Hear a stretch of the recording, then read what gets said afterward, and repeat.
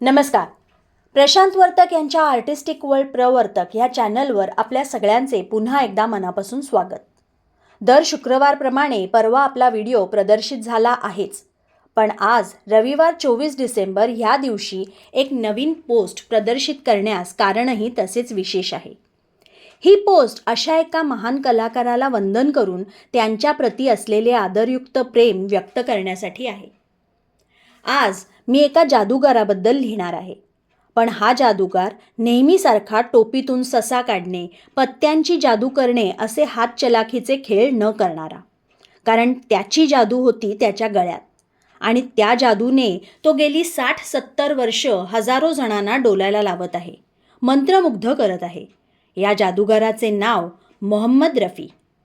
24 डिसेंबरला त्यांचे जन्मशताब्दी वर्ष सुरू होत आहे. त्या निमित्ताने हा लेख. लहानपणी जेव्हा चित्रपट संगीत कानावर पडू लागले, आवडू लागले, थोडे थोडे कळू लागले, तेव्हाच खरे तर या जादूगाराने या जगाचा अकाली निरोप घेतला होता. त्यालाही आता 40हून अधिक वर्ष झाली, पण त्यांनी गायलेली हजारो गाणी अजूनही कायम आपल्याबरोबर असतात. त्यांच्याबद्दल आता लिहिणे हे खरं तर अनेकदा लिहिलेल्या, ऐकलेल्या, वाचलेल्या मजकुराची पुनरावृत्ती होणार आहे याची जाणीव आहे. पण तरीही या निमित्ताने आपली ही एक पाकळी अर्पण करण्याचा मोह आवरता आला नाही. कानाची पाळी पकडून रफीसाहेब असा उल्लेख करावा इतका थोर हा गायक. याचे कारण म्हणजे चित्रपट संगीत आणि गैरफिल्मी गाण्यातील सगळ्या प्रकारची गाणी या जादूच्या गळ्यातून लीलया बाहेर पडत असत.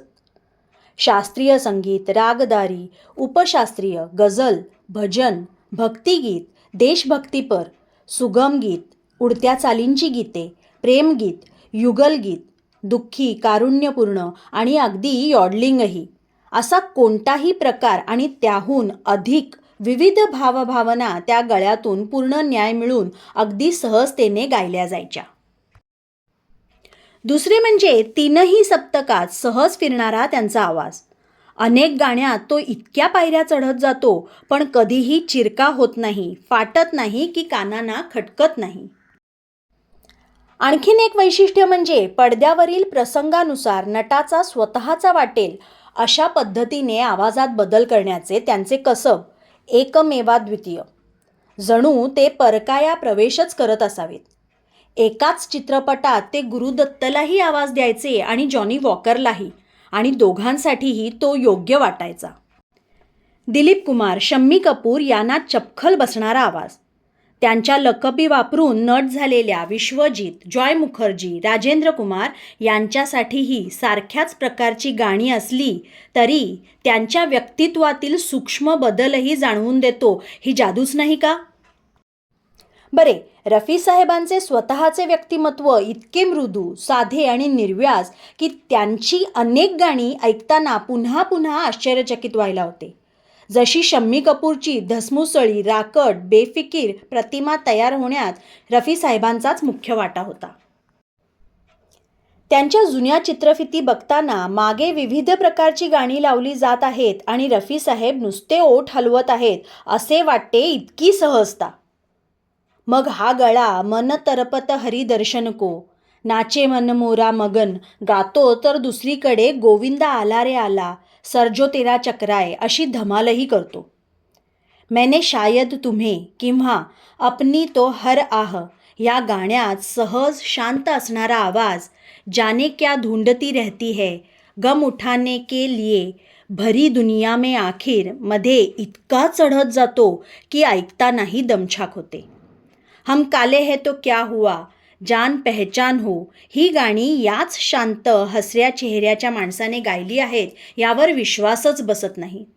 तर दुसरीकडे हुई शाम उनका ख्याल किंवा जो उनकी तमन्ना है सारख्या गाण्यात जो दुःखी आणि मद्यपान केल्यासारखा आवाज लागला आहे त्याला तोड नाही. मधुबन में राधिकामध्ये शास्त्रीय संगीतावरील पकड दिसते, तर दुसरीकडे कही एक मासूम नाजुकसीमध्ये हा आवाज किती म्हणजे किती मुलायम बनतो. ही यादी न संपणारी आहे. एक बरे होते पडद्यावरील नटाच्या व्यक्तिमत्व व प्रसंगानुसार रफी साहेबांना गायचे असे. जर त्यांच्या गाण्यातील आवाज, भावना याप्रमाणे नटांना अभिनय करायचा असता तर सगळ्यांची भंबेरीच उडाली असती. आणखी एक महत्त्वाची बाब म्हणजे प्रत्येकजण त्यांचा उल्लेख आदराने भगवान का आदमी असाच करतो. यातच ते व्यक्ती म्हणून किती थोर होते ते उमगते.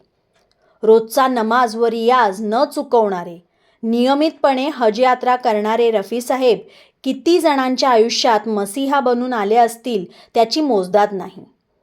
त्यामुळे त्या झगमगणाऱ्या दुनियेत आपण बरे, आपले काम बरे या वृत्तीने राहणाऱ्या रफी साहेबांबद्दलचा आदर द्विगुणित होतो.